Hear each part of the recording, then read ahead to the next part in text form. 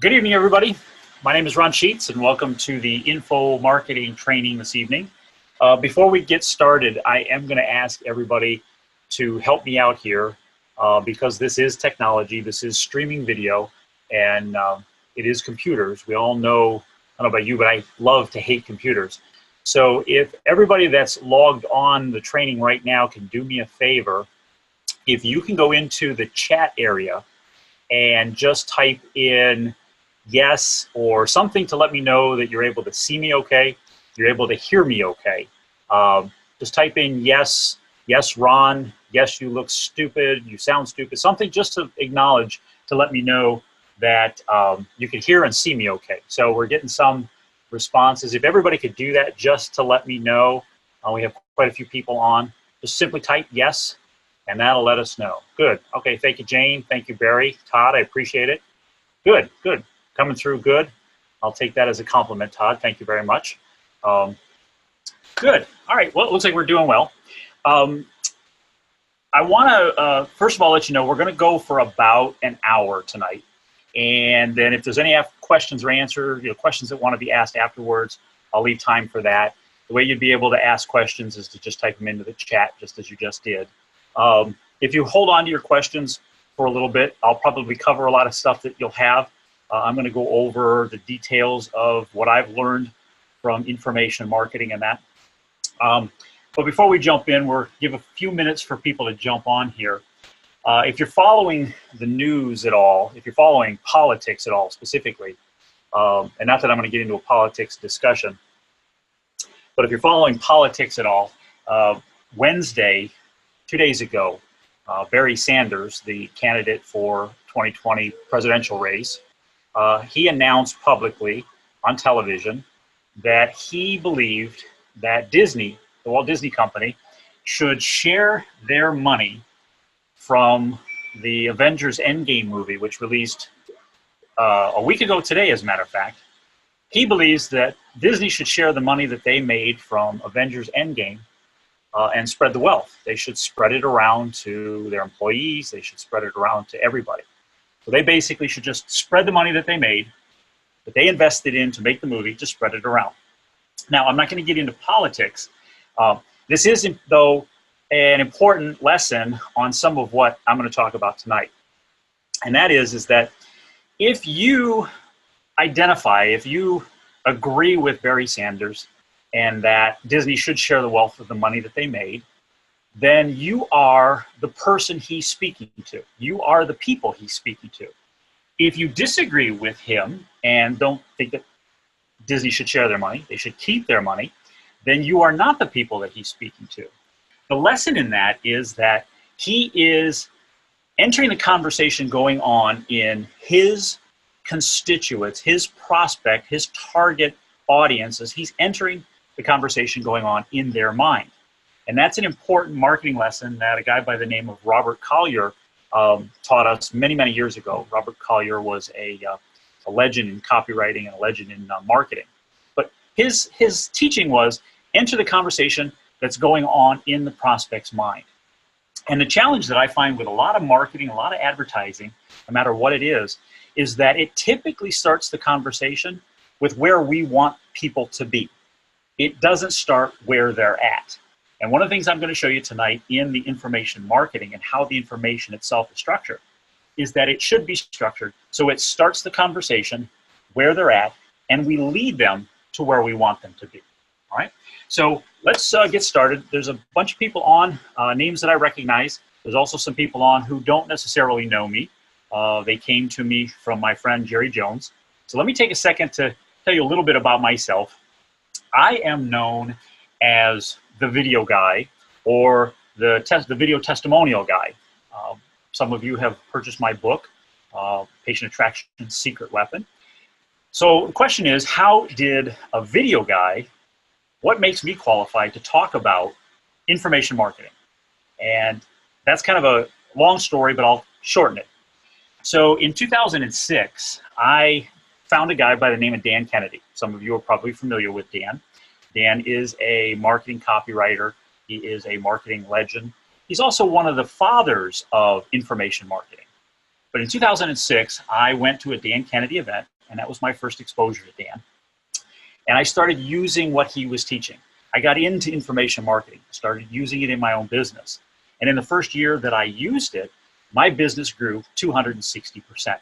So I found out I had a tiger by the tail, and then it started to progress from there. I was fortunate in 2009, Dan reached out to me to do some video work for a client he was working with. That was in 2009, and for about the last 10 years, I've been working with Dan entirely. And as Dan would tell you, I do about 80 to 90% of all of his video or audio work that he does for himself or for any of his clients. So as my friend Jeff Giannakovo, who owns Gardner's Mattress in Eastern Pennsylvania, has said to me, he says, Ron, he says, I have paid Dan Kennedy thousands and thousands of dollars to get his advice, to get his consultation, and you have the opportunity to work behind the curtain with the wizard, which is absolutely true, and I relish every minute of it. I'm the type of person who learns by doing, which I think is the greatest way of learning anything. And what I'm going to show you tonight is what I have learned by doing. In about 2011, 2012, I was at another Dan Kennedy event, and at the time, Dan's go-to radio guy in radio advertising was I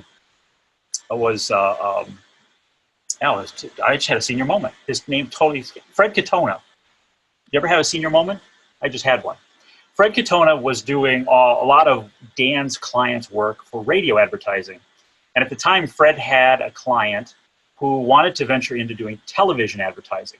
So they wanted to bridge the gap from radio into television. And Fred knew that I worked with Dan. And he reached out to me, and we started talking. And from there, it led to my doing TV commercials. And I ultimately ended up doing the radio commercials for this particular client. This particular client was in the specialty medical field. They were in the erectile dysfunction business, or specifically the men's sexual problem business. So I will apologize briefly now. It's maybe a little uncomfortable for everybody, but it is an important lesson that I'm going to share from what we learned there. So with that, before I jump into there, I want to clarify for people, if you aren't familiar with what information marketing is, what it is. So let's think of it this way. When we want to get clients, patients, members, what do? We advertise. We have some type of advertising. We'll put out an advertisement. And I apologize again for the glare on the back of my head.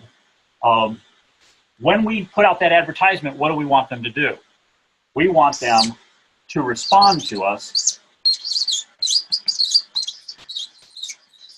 And that response could be setting an appointment.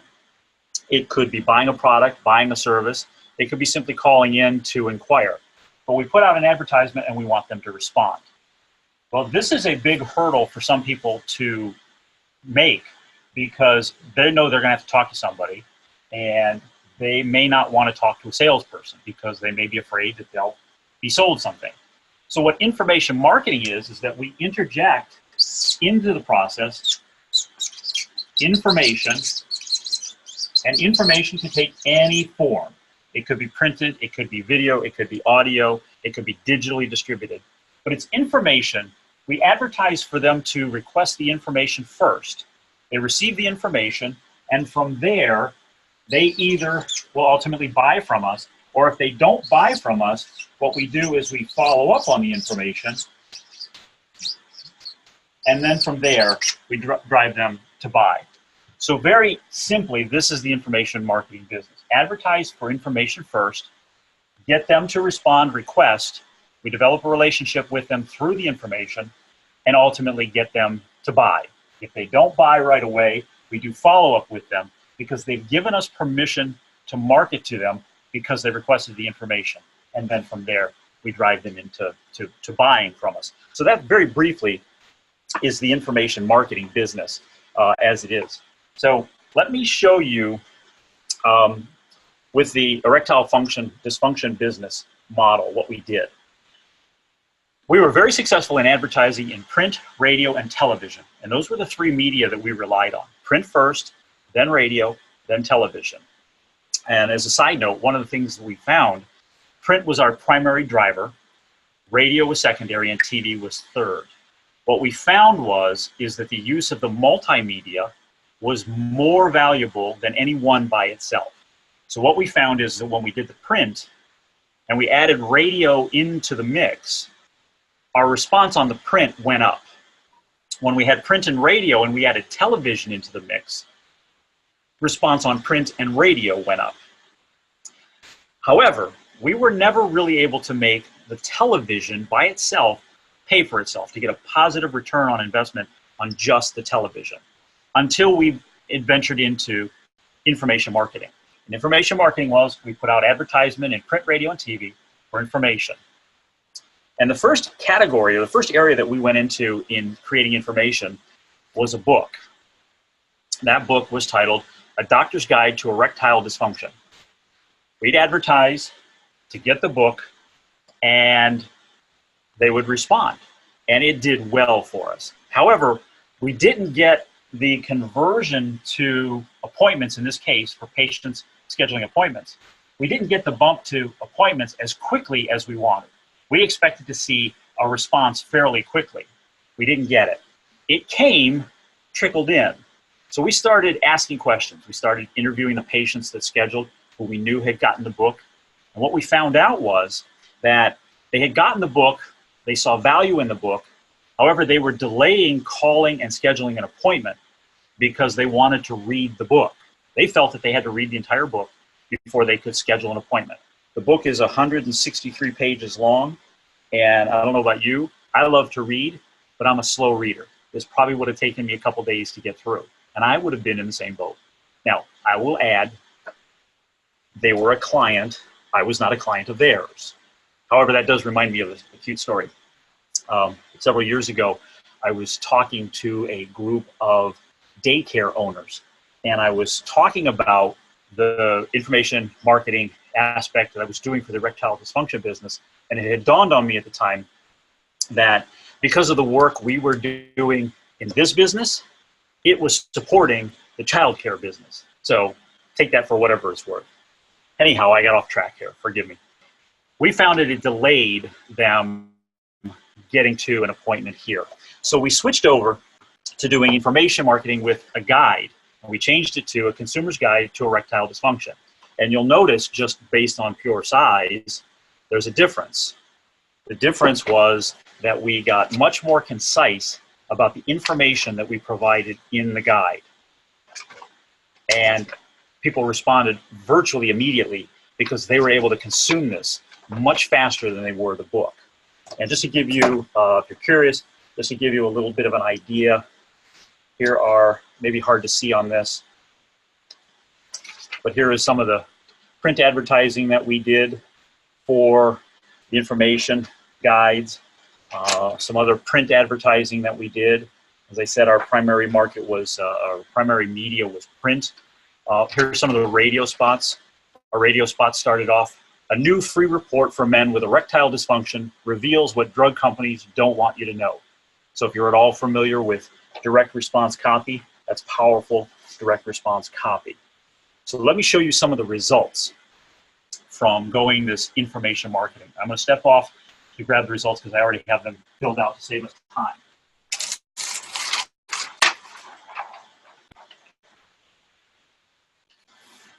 So here are some of the numbers that we found doing information marketing in the erectile dysfunction business.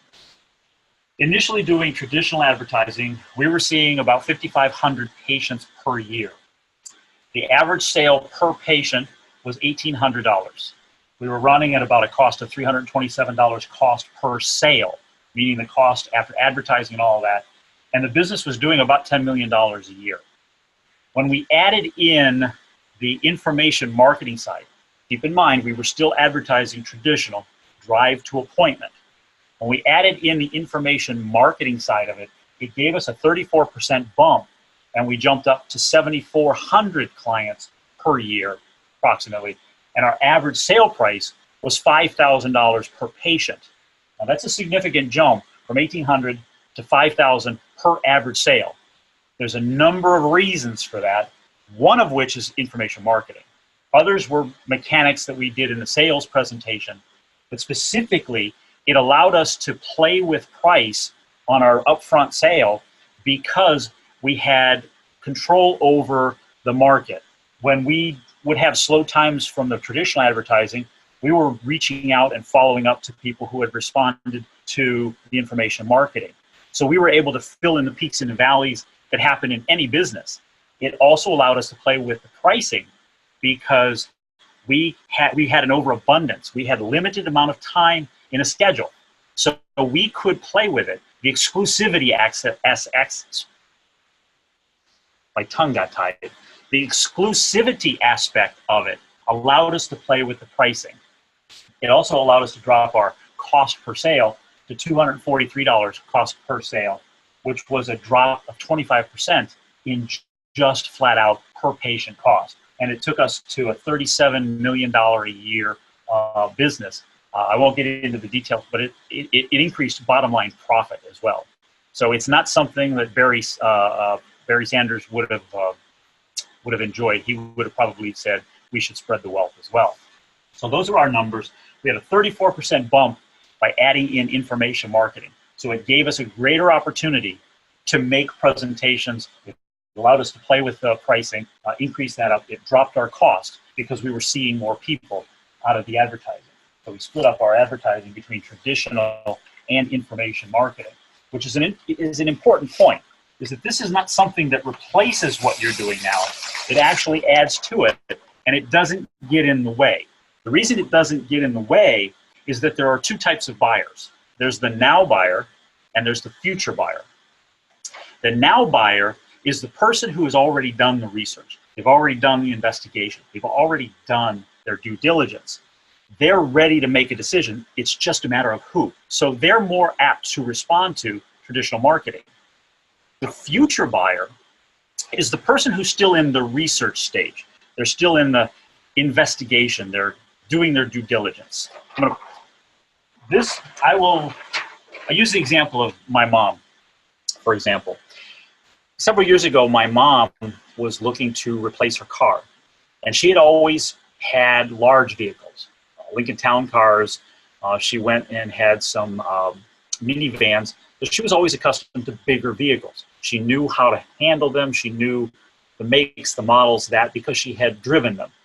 She decided to downsize her car, and so she started doing her research. She did what everybody else did. She went online and started doing some research. She narrowed it down to 2 different manufacturers and to a model in each one of those manufacturers.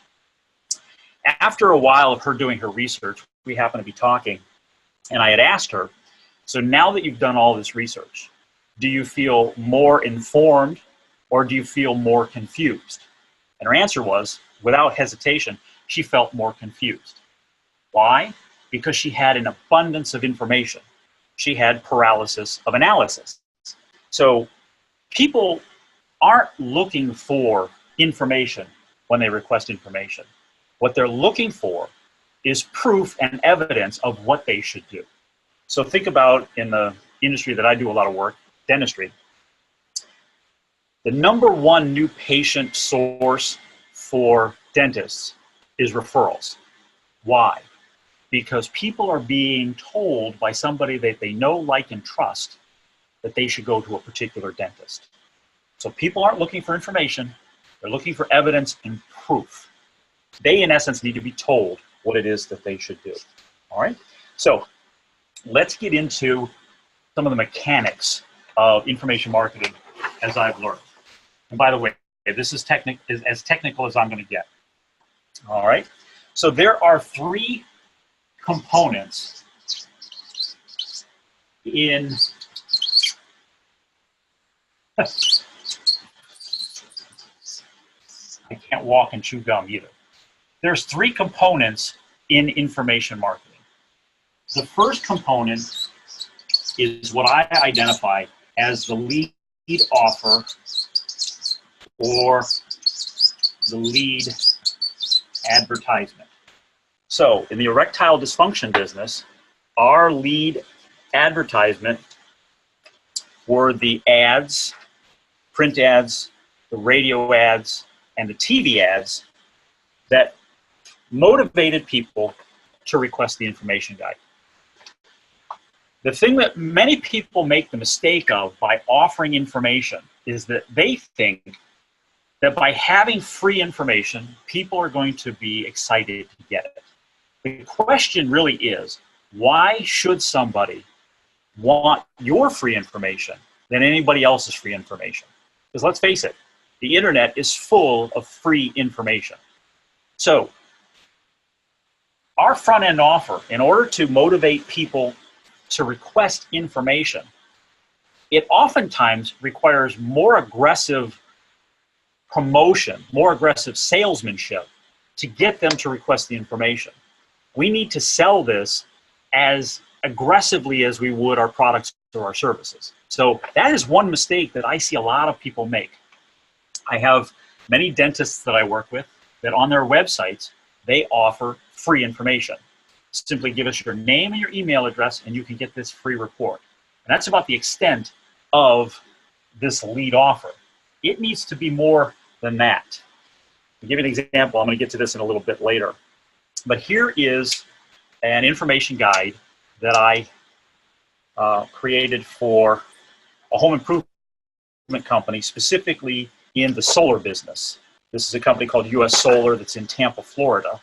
And I created this information guide to promote solar power for this particular company. What we did, though, is I created a 3-minute video. This is on DVD here. It's actually on their website. But when you get to the homepage, there's a 3-minute video that plays that promotes, in essence, sells this information guide. So the first thing that we're engaging them with is to get this information. Because why are they at the site in the first place? They're there to get information, unless they've been referred there or they're trying to get a telephone number. But oftentimes people are searching and we take a whack at them right off the bat to get their information. So we are selling it in a 3-minute video for free information. Why should we have this information over all the other information? That's what the video does for us. So the lead offer is very, very important. The second part of the information marketing program is the actual information itself. This is the deliverable. And this is, I have a couple of examples here. If I have a chance, I'll show them to you. But this is where people make a mistake, is that in thinking that the information that we're providing, this information that we send out, has to be just information. And when I get into this segment, you'll see actually the structure that I have used and developed for this kind of information. I have a company who is here in Northeast Ohio, who's actually a company that's in home insulation. And I met with them and talked with them and walked them through just what I'm walking you through, showing how this information is different. I ultimately ended up not getting their project. Instead, they went and hired somebody on Elance, I think, for $250 to write an information guide for them. And I got a copy of it. The information guide is very good. It looks very professional. It's well presented. However, in reading through this, it's purely information. That's all it is. There really is very little positioning or selling of why should I do business with this company. And I'll get into that when we talk about the specifics of the information. The last part, the last component of the information marketing system is follow-up. And this is probably the area where 99% of people using information don't do. They don't do it at all. I will tell you that in the 3 industries that I've worked closely with information marketing, the erectile dysfunction business, the home improvement business, and dentistry, of those 3, dentistry and the erectile dysfunction business, the money, the real money that I showed you, is in this process right here. Why? Because when people request information, what happens? Life happens. They get the information. It probably sits on their desk. It sits in their home. It sits in their car. And they intend to get to it. They have wonderful intention of getting to it, but never do. So the follow-up is critical. So those are the three components of information marketing: lead, offer, advertising it, the information itself, and then the follow-up. So let's take these one at a time. Let's take the lead offer, or our lead advertisement.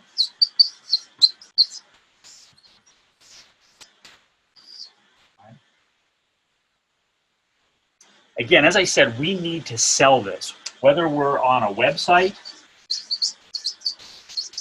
we're doing it in TV, radio, print, direct mail, or any other media, this has to be powerful sales copy.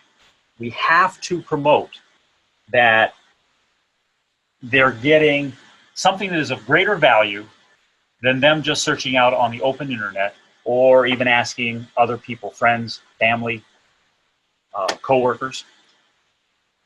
And one thing I will tell you, it's a little hint, a little secret, is, let me see if I can find it. Here it is. So here are two guides in the home improvement industry that I created.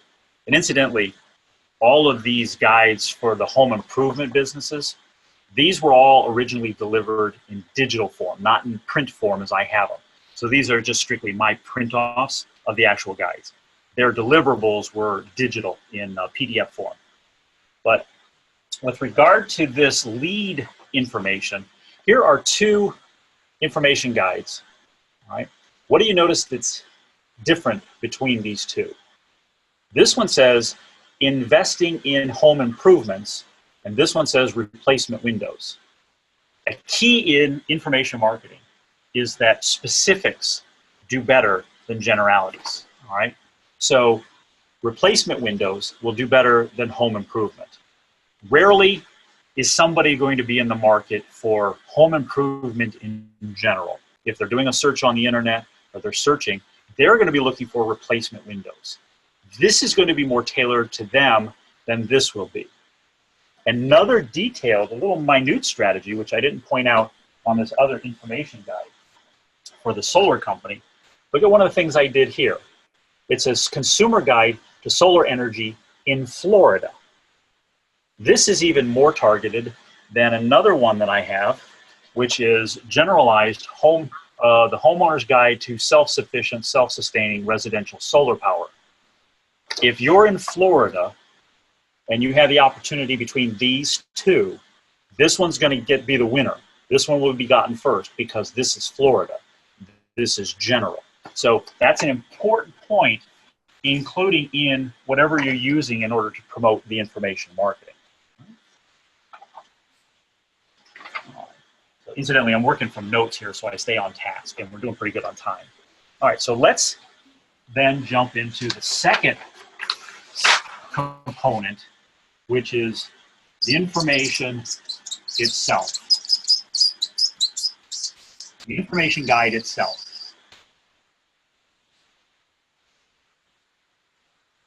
No one's ever gone broke underestimating the ignorance of the American public. I don't mean a dispersion against the American public about that, but people don't know what to do with information. As I mentioned about my mom, and no disrespect against my mom, she's a smart, intelligent woman. However, if we're bombarded by lots of information and it's left to us to make a choice out of, what choice are we going to make? We're going to be stalled in paralysis because we don't want to make a bad decision. The higher the value or the higher the cost of what we're investing in, the more valuable information like this is. But we just don't want to make a mistake. We've made mistakes in the past. We just don't want to make them. So if we are inundated with information that doesn't lead us to where we want to be, the information is of no good. So it's important. That's why I say we've never gone broke underestimating the ignorance of the American public. And people don't want information. They want to be shown solutions. And they want to have evidence of those solutions that are put in front of them in the information. So It's our job as marketers is to not confuse them, not add to the confusion. We need to give them something that they can actually follow and make an intelligent, educated decision and say, this is the place, these are the people that I should go with. In the information, what is it that they're trying to figure out? I will borrow from Dan Kennedy. In Dan Kennedy's teaching, he talks about when people, this is a trust issue. People are looking to figure out 9 things about us, specifically 9 things. Some of those things are authenticity. Is what we talk about, is what we present, is it real? Is it feasible? Would it work for me? Is who is presenting it credible? Are they reliable? Are they trustworthy? Will they deliver on what they say they're going to deliver? Will it do and solve the problem I want it to solve? Is it a value? Am I paying the right price for it? So they're trying to figure out 9 things about us, 9 different things about us. And information that's presented in just information form doesn't do that. It's just a presentation. The other big difference, and this is the differentiator between information that's just information's sake and information that sells. Most information guides, I've hinted at it, they only present information.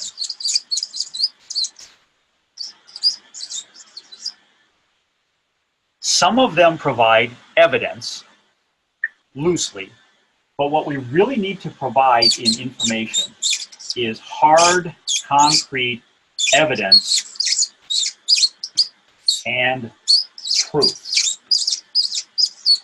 Now that may sound like they're one and the same, but we need data and we need proof of concept. And in my aspect, and from where I work with testimonials, video testimonials, written testimonials, the proof is in the stories. So we want to provide proof in the stories. And I'll take and use the example of testimonials. I'm sure many of you have testimonials or you have reviews. We'll come back to this in a second. Testimonials, though, this is how I describe powerful testimonials. Testimonials that actually do us any good and sell. So think about it as a triangle. And in this triangle, this is you at the point here, your product or your service. You have a prospect who has requested information about what you offer. Our proof then is your client. Now, I use the term client. For dentists, it will be patients. For some, it'll be members. Most testimonials are flavorless. They're bland. They are the, gee, John was a great person. He did a great service, and it was a great value. What does that miss? What does that miss out on? It misses out on context. It mixes out on context for what John's or what this client's problem was, what they wanted to solve that your product or service would solve. There's missing context. So if Mr. Prospect hears or reads this testimonial, he goes, oh, that sounds nice.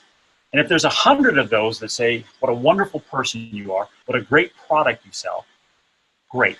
So what? However, if your client tells their story and they tell about the problem that they had, the problem that they experienced and the problems it was causing in their life, what they did to find the solution, and the solution ended up being you, here's what happens in authentic proof. Is that this prospect finds out and says to themselves, either consciously or unconsciously, they say, you know what? I'm like this person, or this person is like me. They've had the same problem, they've had the same challenge, they've had the same obstacles. Oh, and guess what? You solved their problem. Your product solved their problem. it got them past it. So what ends up happening, this is what I call the transfer of trust triangle. Here's how it works. Mr. Prospect says that if your client and I are alike, and you were able to help your client, you therefore can help me. So our traditional advertising is trying to get this prospect to us through traditional means. Information marketing, proof marketing, evidence marketing gets us here to here. You see a consistency here?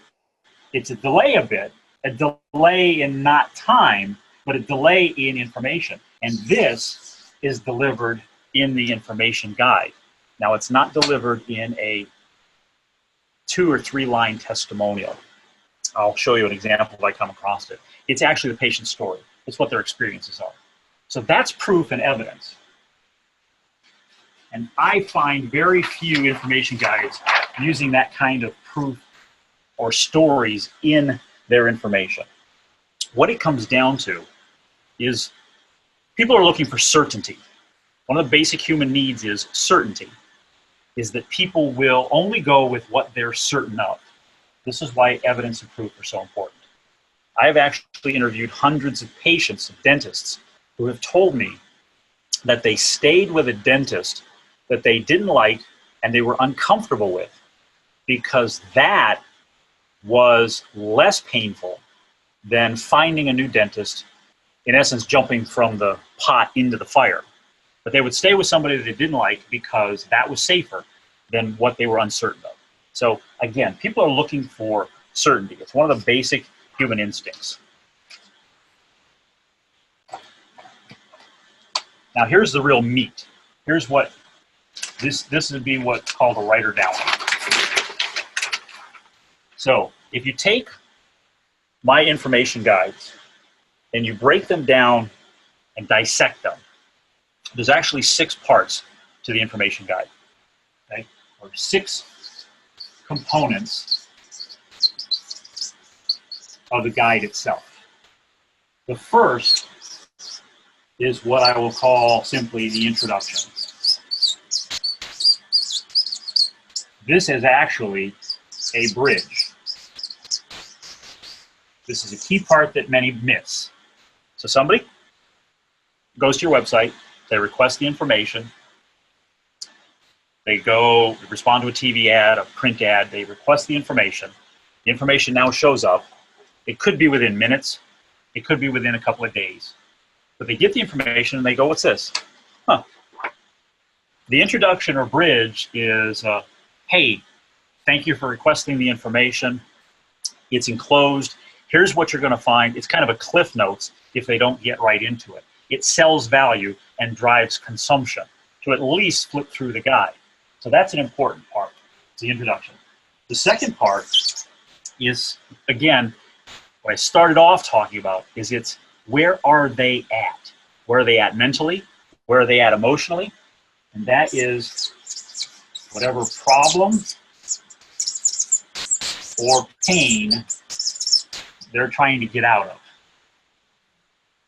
That's where we start. The next part, third part, is benefits. Now, this is not benefits of your product or your service. This is benefits of what life is going to be like when they get rid of the problem or the pain. It's the benefits, it's where they want to go. You'll see a pattern develop here. All right. Number 4, the fourth component in the information guide is introducing you and your USP or your unique selling proposition. That's a generalization statement. But we're introducing you, not in the sense that we're hard selling initially product or service, but it's a matter of we're leading them to where we want them to be. This is where we're going to sell value. This is where we create value.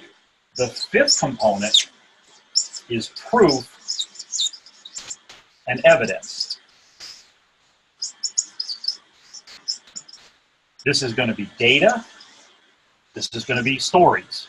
This is going to be stories from the people who you've had solutions with. This is the, as I pointed it out back there, it's the trust, it's a transfer of trust triangle.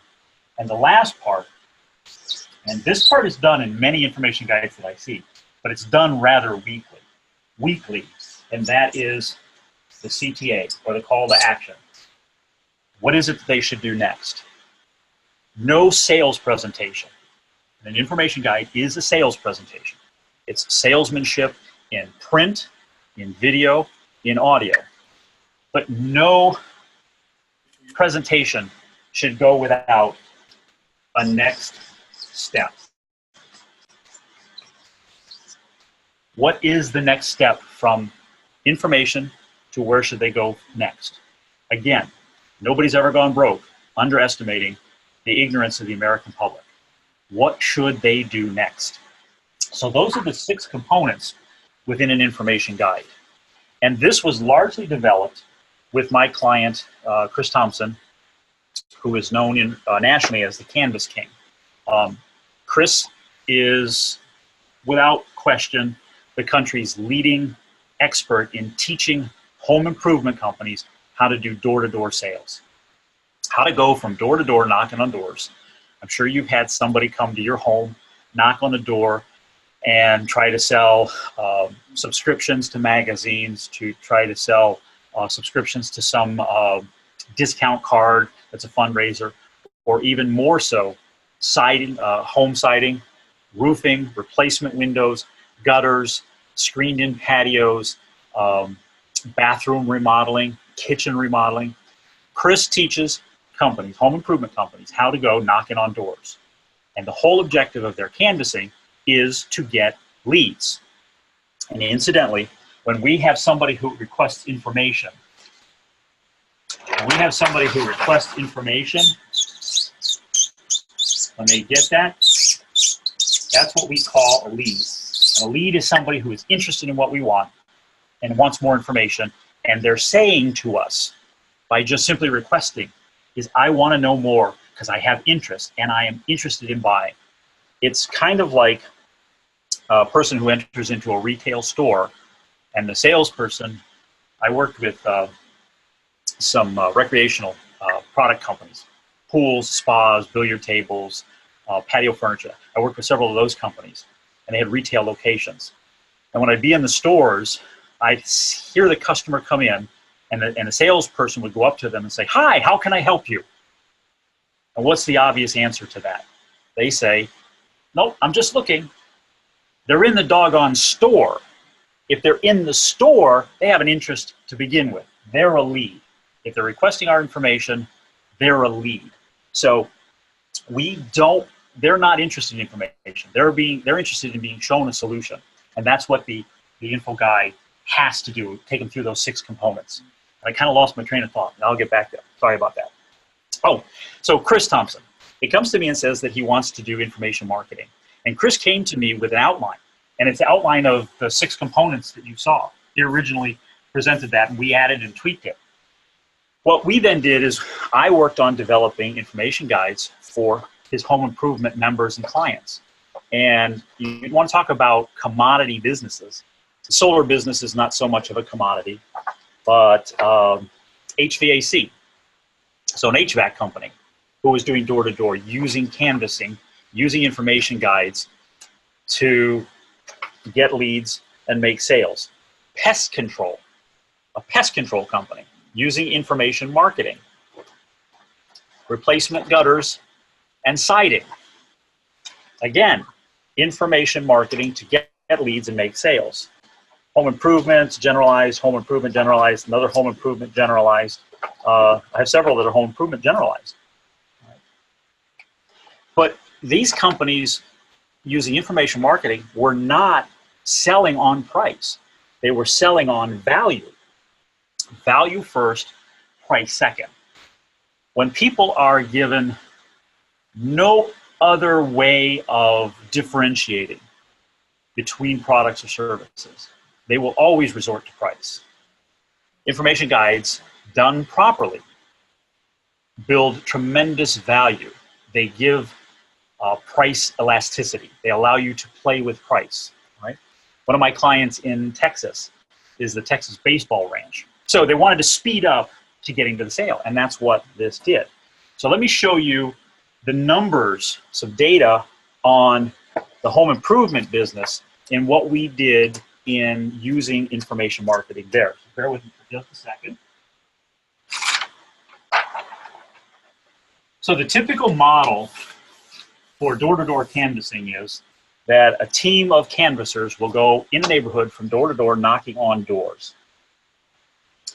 They will, I won't get into the details of the numbers, but very shortcut. Let's say an evening or an afternoon crew. So a crew that's working between 5 and 9 p.m. or 11 and 5 p.m. On average, they can get to more in the afternoon than they can in the evening. But on average, canvassers will knock on 30 doors in a shift. This is following traditional canvassing, which is, hi, we're here and we do home improvement. We do gutters, we do windows and so forth. And we happen to be in the neighborhood, and many people are interested in that, and we'd like to set up a time and have somebody come out and talk to you about replacement windows. That's a brief summary of what it is. It's much more elegant than that. But in 30 doors knocked, they're trying to just get a lead. They're not making a sale on the product.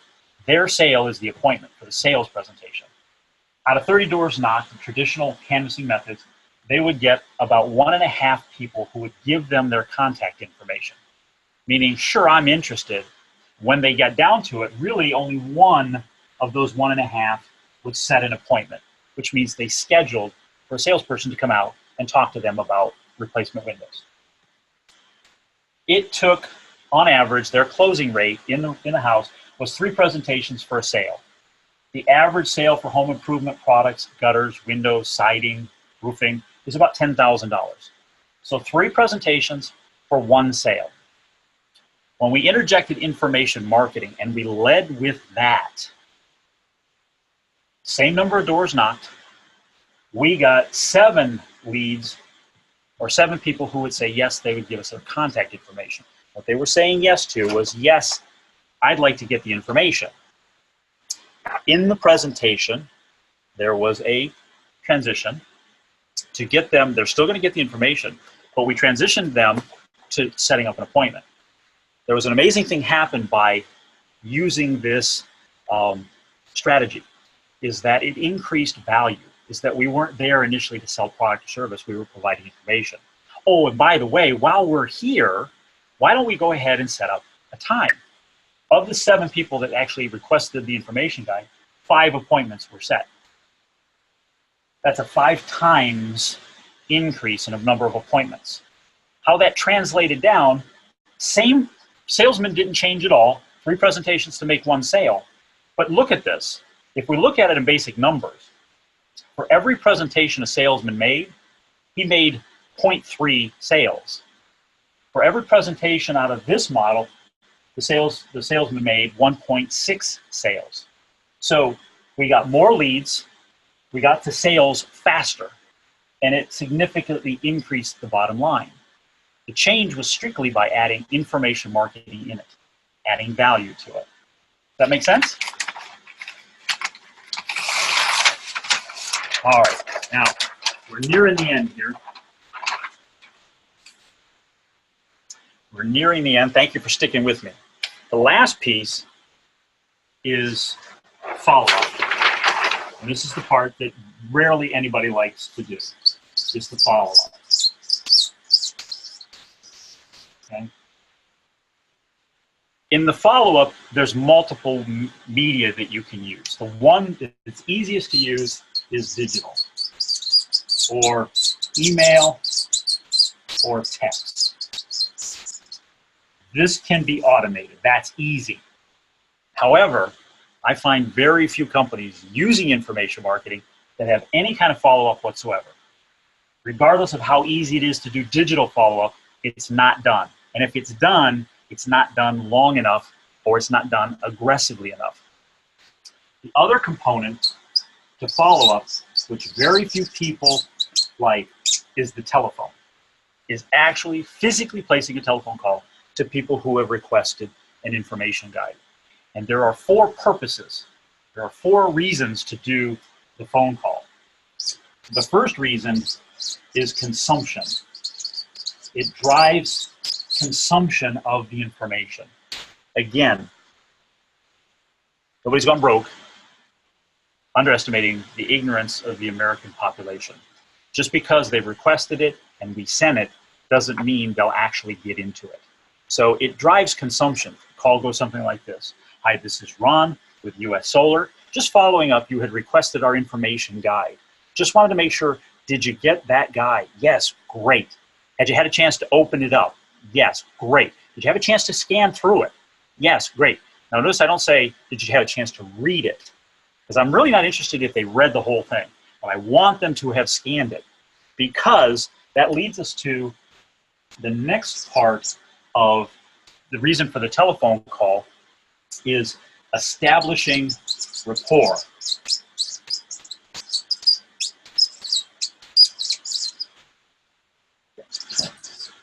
Establishing rapport. So we've provided proof that we're authentic, we're real, we're nice, we're safe, we have value, but we establish rapport by getting them into a conversation about the information guide. And that leads us to the third purpose of making the telephone call is to answer questions. Now, they may not have them when we first got them on the call, but we ask, well, let me ask you, what was the motivator for you? What were you concerned about? What were you most interested in finding out about by asking and requesting for the information? This now creates a conversation, and they can tell us. And guess what they're going to tell us? They're going to tell us what their hot buttons were. They're going to tell us what was most on their mind, what they were most looking for. If you have an information guide that covers it, and you know your information guide well enough, you can go right to it and say, well, that's great. If you have it with you, if you open it up to page such and such. So this drives consumption, helps us to establish rapport. It allows us to answer questions. And then fourth, most important thing, is the call to action. Is that we can set an appointment, we can make a sale. This is the part no one does. I won't say no one, but people I've seen and the companies I've seen doing it, this is where it falls down. This is where it gets lost. The other thing that you can do is you can use direct mail. You can send out postcards and so forth, driving to this. The last thing, and this one nobody does, this is the follow-up on the follow-up. So basically, it's rinse and repeat. Is this easy? No, it's not easy. But the numbers I've shown you well justify the effort put into this. I'm going to show you some other benefits of doing it. The bottom line is that follow-up has to be done. If you request somebody's name, email address, or address, and you get that and you send them an information guide, and there's no follow-up done on that, you haven't gotten a lead. All you've gotten is contact information. Let me say that again. If you've requested somebody to exchange their name, address, telephone number, email address, whatever, in exchange for your information guide, and you sent the guide, and there's no follow-up, the contact information you got is not a lead. It's just contact information. That's all it is. All right?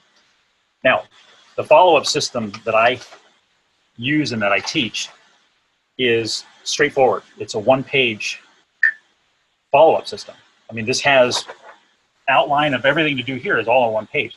It's not difficult to do aside from the mental, emotional getting over actually having to do it. All right? So that's the follow-up system. Pretty basic. There's nothing that's rocket science here. So if you have an information marketing campaign or a system, you have this information, where can you use this? Well, the most obvious is to have it on your website and have it on your homepage. All right? The next thing you can do is you can use it in print. So newspapers, magazines, articles, anything like that. And what I will tell you from experience with our men's medical clinic is that the ads got read, and we knew that by response, because they had a different offer than everything else. Everything else was trying to drive to a sale, to an appointment, to something. Ours was get information. A much smaller, lower hurdle for a prospect to get over. The other thing you can do with it is you can use it in direct mail. So if you have mailing lists, if you have mailing lists, you can send those out. You can use it in TV and radio. There's another aspect, there's another media that I wrote a book on about that is a little known one, and that is movie theater advertising. Right? And I wrote a book about it, a complete book on how to use theater advertising specifically for dentists. But this is an area that is untapped by most all businesses. Right? So these are the other, oh, there's another one that just popped up. New movers. So let's say, for instance, you're a business that would be attractive to new movers. New movers get inundated with packages, offers. Why not just take and send them the information? And as they're standing, as Gary Halpert used to say, as they're standing over their garbage can, sifting through the garbage, this makes what he calls the A pile, the pile we're going to keep because we want to read. There's value in that. So if, let's say you're a dentist, and you're sending out to new movers, and the competitor dentist down the street sends a postcard. I have a copy here somewhere. Sends a postcard out and shows up. I won't show that. That's a home improvement. Let's say, for instance, an information guide from a dentist shows up in the mail, and this thing is a magazine. It has patient stories. It has everything you need to know. Which do you think is going to get more attention? This or a postcard that says, come in and get our $29 offer? This. Why? Because we're not talking about selling them dentistry. This is. I'll have a copy of it. That other is. This isn't. This creates tremendous value. So while I got this in my hand, let's talk about dentistry. Show you some of the numbers on this. So this is a particular dentist in Houston. I've done it for. This is another dentist in Texas, as a matter of fact, and another dentist in Texas. I've got a bunch of dentists in Texas I've done information guides on. So let me show you some numbers. Let me grab those. And with this particular campaign, I don't have any comparative numbers because my engagement with this particular client was just in television advertising using the information marketing strategy. So initially I will show you, we did a 3-week TV campaign on cable television. We were on the Food Channel, CNN, HGTV, and Fox News. And all we were advertising was for the information guide.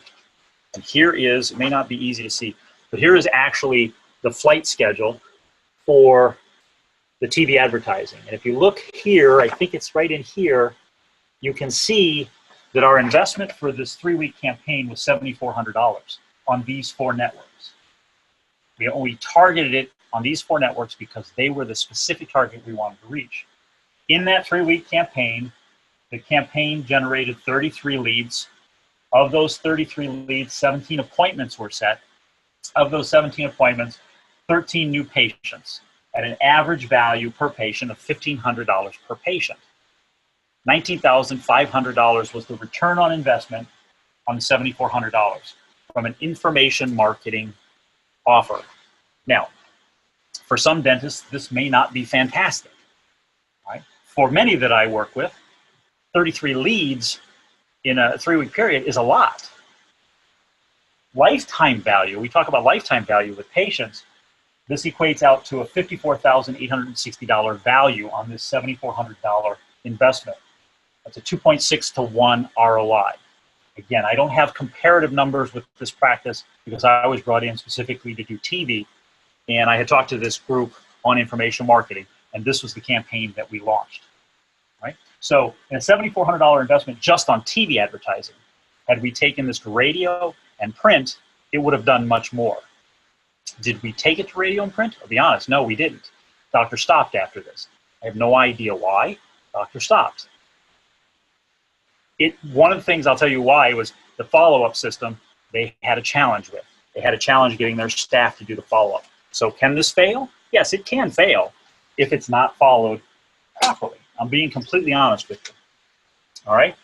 So by doing information marketing, it allows you to turn hope into results. Again, this does not replace any other advertising or marketing that you're doing. It complements it. Right? I just had a conversation with a dentist the other day, and as I mentioned, oops, get this off here.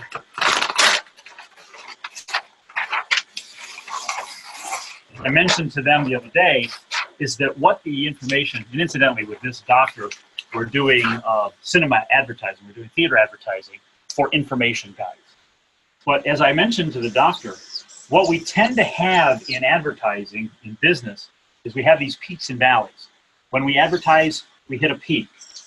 All right, we get response from our traditional advertising. All right, but when we're not advertising, we end up in a valley. What happens with this is that by capturing leads for information, what are we getting? We're building a list of interested prospects, people who are interested in what we offer. When we have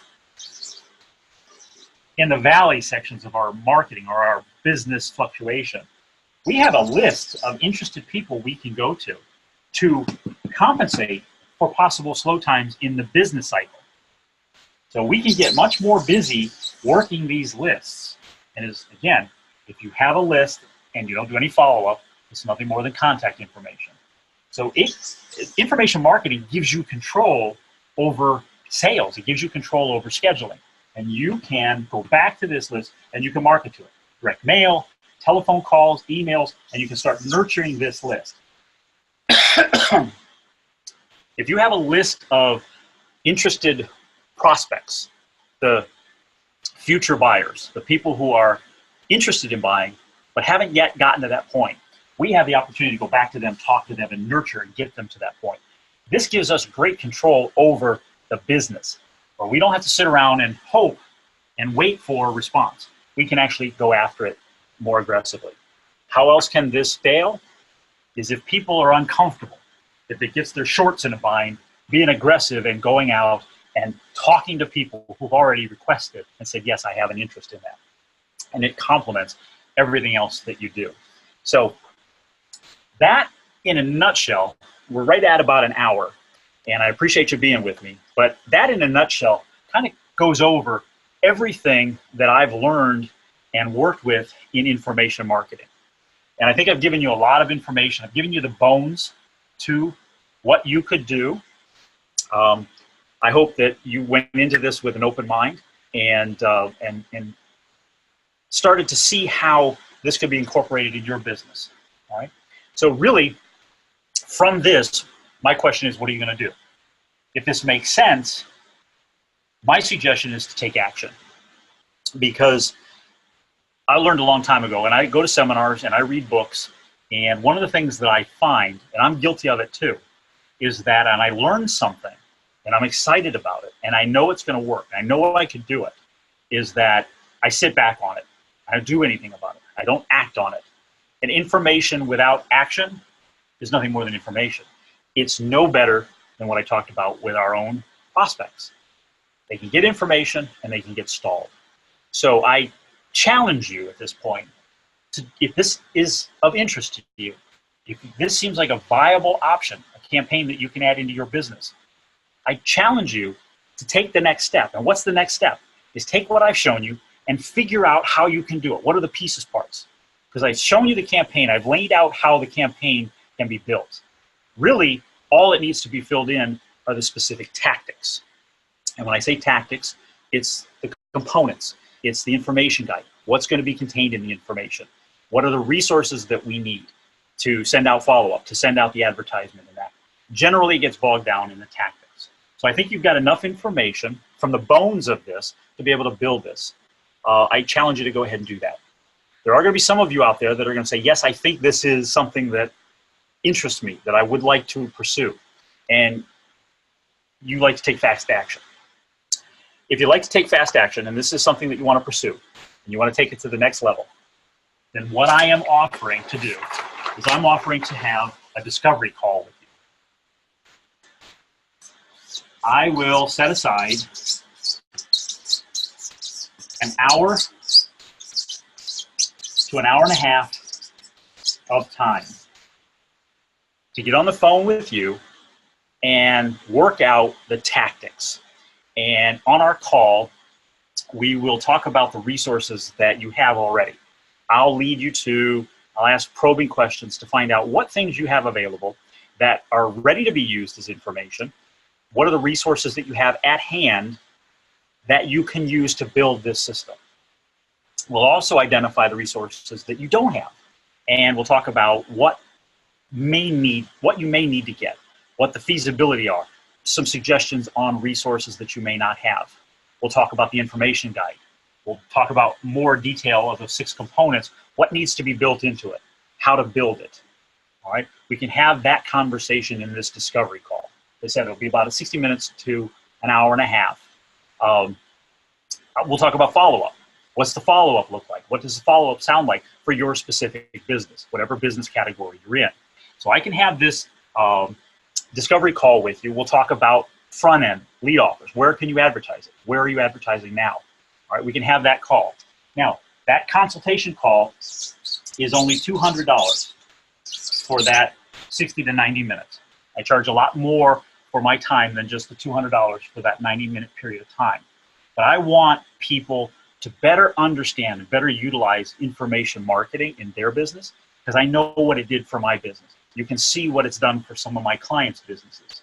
So if you'd like to have a discovery call, the investment's only $200 for that 60 to 90 minutes. And at the end of that call, you're going to have a roadmap. You're going to have a detailed roadmap of how you can move forward. You'll have the pieces, parts, and all the tactics laid out in order to be able to implement this strategy. All right? If at the end of that call, one of 3 things is going to happen. You're either going to figure out, yes, this is something you want to do, and you're going to have the roadmap to go ahead and do it. Or you're going to figure out, yes, I want to do it, and I see all that stuff, but I just can't do it myself. And you'll engage me to do it for you. And if you do that, the $200 you invest in that will go towards whatever we end up doing together. Right? The third thing that can happen out of that call is that you decide this is not for you. This is absolutely not for you. It's not something that you can pursue. And your only investment is $200, which if you can't afford the $200 investment, then I suggest that you not do it, because information marketing is not the approach that you should take. There's other things you should do that are much more direct response that will drive. You need patients, clients, members now. Information fills in on that. So if you can't afford to do the $200 investment for the consultation, then I recommend that you don't do it at all, that you shouldn't consider information marketing. But at the end of that, you decide you want to do it, you'll have a roadmap for when you do, you'll be able to do it, and you'll have invested very little to be able to do that. All right? So if you want to have a discovery call with me, very simply, let me use a different color here so it stands out. If you want to have a discovery call with me, go to www.askronsheets.com. All right. Now, Sheets, if you're not familiar, is spelled S-H-E-E-T-Z. I always say it's like bed sheets, but with a Z. When I was growing up in school, it was always pronounced shits. And incidentally, I love when I get solicitation phone calls, and they'll get on the call and they'll say, "Hello, is Mr. Shits there?" And I go, "I'm sorry, no, there's no shits here." So anyhow, so it's spelled with a Z. Go to www.askRonSheets.com/discovery.html. I don't know why, but it needs to have that on there. So it's askRonSheets.com/discovery.html. So if you'd like to set that up, go ahead and take care of that. Go there. You will invest in the consultation fee. Once you take care of that, you'll receive an email from me with a link to find a convenient date and time in my schedule that's convenient for you. Once you schedule that discovery call in your schedule, and we have a time set up, you'll receive another email from me that will contain a questionnaire sheet. And the questionnaire sheet is nothing more than a front and back page. There's probably no more than 10 questions on there. And the questions are not intended for you to answer on the sheet and send back. There's no homework involved. It's not even anything that you need to go and gather. But the questionnaire is designed to give you some idea what we'll be talking about on the discovery call. It's really just to help you prepare mentally. So when I ask some of these questions, you'll have the answers to it. Maybe not in front of you, but you'll be able to respond to it. So that's where I would suggest is if you want to go ahead and do this, you've got enough of the bones to do it. If you'd like to have a discovery call with me and get a detailed roadmap on how to put this together for your business specifically, then let's get together on a discovery call. If you decide this is not for you, no harm, no foul. I appreciate you being with me tonight. My name is Ron Sheets. Have a great evening, and this is Sheets out. Bye-bye.